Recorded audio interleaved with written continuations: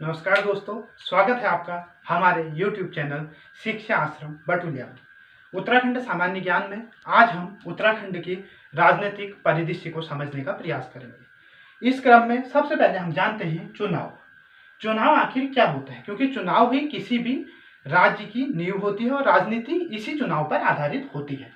तो चुनाव में हम देखते हैं, चुनाव का अर्थ है अपने ऊपर शासन करने वाले प्रतिनिधियों को चुनना। इस प्रकार चुनाव का अर्थ चुनने से है। अब हम देखते हैं कि उत्तराखंड एक राज्य है जो कि भारत देश का एक राज्य है। इस प्रकार जो चीज भारत में चलेगी उसी क्रम में उत्तराखंड में भी चीजें चलेंगी। अब सबसे पहले हम देखते हैं भारत के परिदृश्य में, तो कोई भी नियम या कानून जो बनते हैं वह भारत की संसद से बनते हैं। संसद अर्थात पार्लियामेंट। अब देखते हैं संसद। संसद आप ऐसा समझिए जैसे सभी विद्यार्थी लोग विद्यालय में बैठकर किसी आगे के लिए विचार करते हैं, या गांव के लोग ग्राम पंचायत घर में बैठकर जिस प्रकार से कोई नियम या कानून बनाते हैं, आगे की कोई योजना बनाते हैं, उसी प्रकार हमारे देश में कैसे शासन चलेगा इसके लिए हमारे चुने हुए प्रतिनिधि संसद में पार्लियामेंट में बैठकर नियम बनाते हैं। तो पार्लियामेंट के 3 भाग होते हैं। पहला राज्यसभा, दूसरा लोकसभा और तीसरा राष्ट्रपति। राज्यसभा उच्च सदन, लोकसभा निम्न सदन। कोई भी नियम अगर हमारे ऊपर बनना है या हमारे देश पे लागू होना है, वह सबसे पहले लोकसभा में जाएगा। लोकसभा में पारित होने के बाद वह राज्यसभा में जाएगा। यदि वह राज्यसभा में भी पारित हो गया, उसके बाद राष्ट्रपति के पास जाएगा और राष्ट्रपति की हस्ताक्षर होने पर अर्थात राष्ट्रपति की अनुमति पर वह अधिनियम बन जाएगा, अर्थात वह आदेश होगा, वह एक कानून बन जाएगा। इस प्रकार संसद में राज्यसभा, लोकसभा और राष्ट्रपति होंगे। उसी क्रम में हम देखते हैं कि उत्तराखंड में भी इसी के अनुरूप व्यवस्था की गई है, उत्तराखंड या किसी भी राज्य में। तो उत्तराखंड में विधानमंडल, जिस प्रकार यहाँ संसद होती है पार्लियामेंट, उसी प्रकार किसी भी राज्य में विधानमंडल होता है। विधानमंडल में भी इसी के अनुरूप राज्यसभा के स्थान पर विधान परिषद, लोकसभा के स्थान पर विधानसभा और राष्ट्रपति के स्थान पर राज्यपाल होते हैं। कोई भी यहाँ भी जो नियम या कानून बनेगा वह इन सब से पारित होकर ही कोई भी नियम बन सकता है। अब हम देखते हैं कि उत्तराखंड में आपने विधानसभा का नाम तो सुना होगा, राज्यपाल का नाम भी सुना होगा, लेकिन क्या विधान परिषद का नाम सुना है? नहीं, क्योंकि विधान परिषद उत्तराखंड में नहीं है, यह कुछ ही राज्यों में है। इसी कारण उत्तराखंड में जो संसदीय प्रणाली है वह एक सदनी है, क्योंकि पहला सदन लोकसभा होती है, पहला सदन राज्यसभा, दूसरा लोकसभा, पहला सदन विधान परिषद, दूसरा विधानसभा। उत्तराखंड में विधान परिषद न होने के कारण यह एक सदनी है। यह प्रश्न पूछा गया था, तो एक सदनी अर्थात एक ही सदन है। कौन सा सदन है? यहाँ विधानसभा है, विधान परिषद नहीं है। अब हम देखते हैं कि कहा जाता है कि हर 5 साल में चुनाव होते हैं। 2017 में चुनाव हुए थे और 2019 में भी चुनाव हुए थे। तो इन चुनाव का कारण क्या है? क्योंकि यह अलग अलग क्षेत्रों के लिए होते हैं। जैसे 2017 में जो चुनाव हुआ वह विधानसभा का था उत्तराखंड के। इसमें उत्तराखंड की जनता ने उत्तराखंड में शासन करने के लिए लोगों को, प्रतिनिधियों को चुना था। और 2019 में जो चुनाव हुआ वह लोकसभा का चुनाव था। लोकसभा चुनाव अर्थात भारत देश का भाग होने के कारण भारत में जो शासन करेगा उसके प्रतिनिधि भी उत्तराखंड के लोगों द्वारा चुने जाएंगे। इस प्रकार लोकसभा चुनाव हुए 2019 में। सबसे पहले हम देखते हैं दो शब्द हमारे सामने आते हैं, आपने अपने क्षेत्र में देखा होगा। एक होता है प्रत्यक्ष चुनाव और एक होता है अप्रत्यक्ष चुनाव। प्रत्यक्ष चुनाव का अर्थ है आप जाएंगे और वोट देंगे, आपको जो सही लगे आप उसे वोट देंगे, दूसरे को नहीं देंगे। इस प्रकार का चुनाव आपने 2 जगह देखा होगा। एक, आप लोकसभा के जब MP चुनते हैं, यहां पर आप प्रत्यक्ष रूप से मतदान करते हैं, और जब आप विधानसभा के MLA अर्थात विधायक को चुनते हैं तब भी आप प्रत्यक्ष रूप से मतदान करते हैं। अपने क्षेत्र का विधायक आपने चुना होगा और अपने क्षेत्र का लोकसभा सांसद भी आपने चुना होगा। अब देखिए MP क्या होता है? MP का अर्थ है मेंबर ऑफ पार्लियामेंट।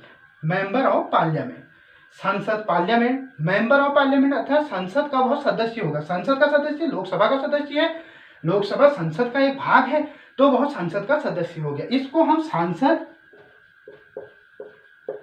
या MP कहते हैं, मेंबर ऑफ पार्लियामेंट।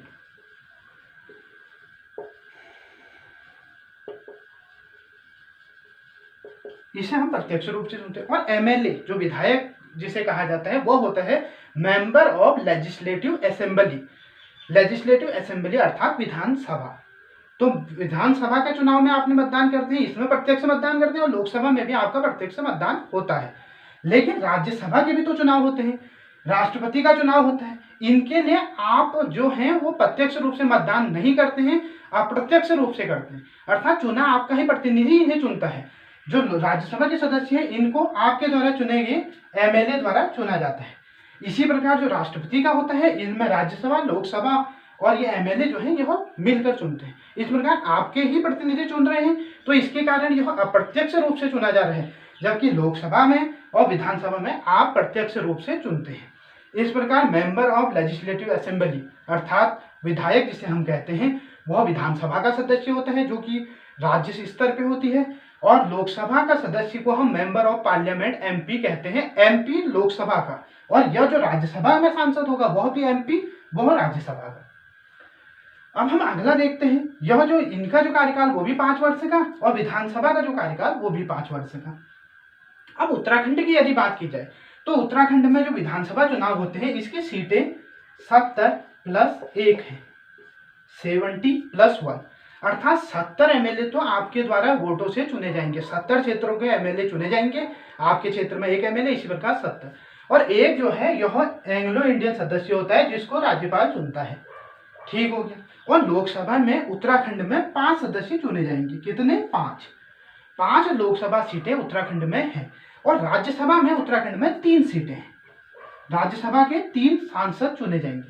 तो राज्यसभा के 3 सांसद, लोकसभा के 5 सांसद और विधानसभा के 70 प्रत्यक्ष रूप से विधायक चुने जाएंगे, और 1 एंग्लो इंडियन राज्यपाल द्वारा विधायक के रूप में चुना जाएगा। अब देखते हैं गांव स्तर पर। इसका जो हम डिटेल से अध्ययन है वो आगे के अध्याय में करेंगे, क्योंकि इस पर हम अब लंबी वीडियो बनाएंगे, क्योंकि यह एक महत्वपूर्ण टॉपिक होता है। उसके बाद हम देखते हैं गांव में। तो गांव में पंचायती चुनाव आपने देखे होंगे, आपने पंचायती चुनाव में वोट दिया होगा। यह त्रिस्तरीय होता है, इसलिए इसे त्रिस्तरीय चुनाव कहते हैं।